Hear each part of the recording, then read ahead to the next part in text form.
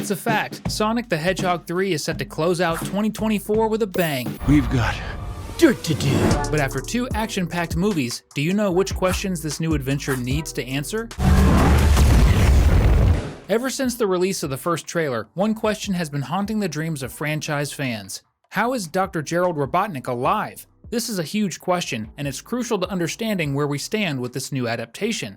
For those unfamiliar, Gerald Robotnik is the grandfather of the infamous Dr. Robotnik, or Eggman for the insiders. In Sonic 3, he'll also be portrayed by Jim Carrey, and fans are thrilled to see this iconic character hit the big screen. But isn't this a major canon breach? In the games, particularly in his first appearance in Sonic Adventure 2, Gerald has been dead for years. This led to fan theories that his appearance in the movie might be a hallucination created by Eggman, or that the film would be set in both the present and the past. However, the new trailer shows both villains, grandfather and grandson, together. This new Sonic movie has to explain exactly how Gerald is still alive in Sonic's timeline. We have a few theories to discuss shortly, so grab your popcorn because it's time for another Cinewave. One thing the new trailer did that left fans a little disappointed was the lack of confirmation about Amy Rose's appearance in the movie. Many were theorizing she was captured along with Sonic, Knuckles, and Tails in this scene, but fans are still wondering, will our beloved Amy show up in Sonic's new adventure? One possibility is that she won't appear until the very end of the movie. Why? Well, it's pretty simple to explain. Shadow's storyline is incredibly complex and lengthy, so there might not be room for other characters we'd love to see, like Amy, Cream, and Rouge. Of course, there's still hope. It seems like this second trailer might be pulling a Marvel-style trick, similar to what they did with Spider-Man No Way Home, hiding the returning web-slingers until the big reveal. Paramount might be doing the same thing with Sonic. If Amy only appears in a post-credit scene, that could mean we're getting a 4th movie, which is pretty awesome too. Remember the ending of the second movie when Eggman was defeated? There's no way anyone could survive a fall like that, right? Sure, Sonic has a super fantastical narrative, but Ivo Robotnik is one villain who seems completely immune to harm. In the games and animated series, Dr. Eggman suffers explosive defeats that should have turned him into toast.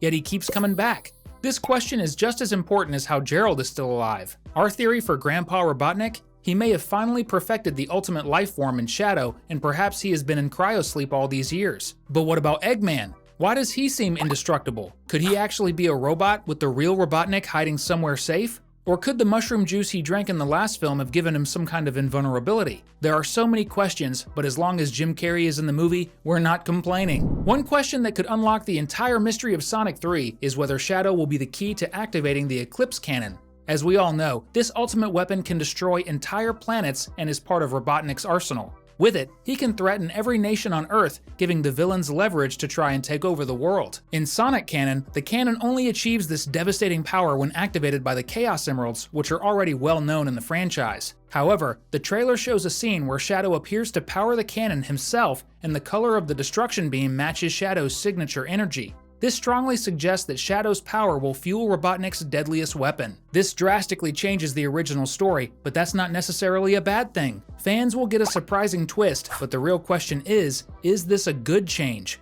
And if you have a giant laser cannon and you're planning to blow up the moon, drop a comment with #villain so we can track you down and stop your evil plan. Another confirmed plot point that raises questions is, why will Agent Stone abandon Dr. Ivo Robotnik? The film's production has already revealed that Eggman's loyal sidekick will give up working for his beloved boss. But how is that even possible? Since the first movie, Agent Stone has been inseparable from the villain, willing to do anything, no matter how terrible, to help Eggman achieve his dreams. But based on the trailer and inside information from our sources, Agent Stone is going to hit his breaking point. Could this be a clue that he's switching sides and joining the good guys? We'll find out when the movie hits theaters on December 25th, 2024. In the first trailer, it's confirmed that Robotnik will team up with Sonic and his crew to stop Shadow. Of course, a betrayal from Eggman is inevitable, as he sides with his grandfather Gerald. So far, so predictable. But during a key conversation, Sonic hands over one of his energy-charged quills as a condition for Eggman's help. Our theory? Eggman will use this quill to create Metal Sonic. But the second trailer makes it clear that Gerald's goal is to destroy the world, while Eggman only wants to rule it. This suggests the two villains may have different objectives. Eggman might first fight alongside Sonic only to betray him later, before realizing that Gerald's plans are far too evil, even for him. Could we see a redemption arc for Eggman? Let's hope not. It just wouldn't fit his character. One of the most significant groups tied to Shadow's backstory is the alien race known as the Black Arms, led by the powerful villain Black Doom.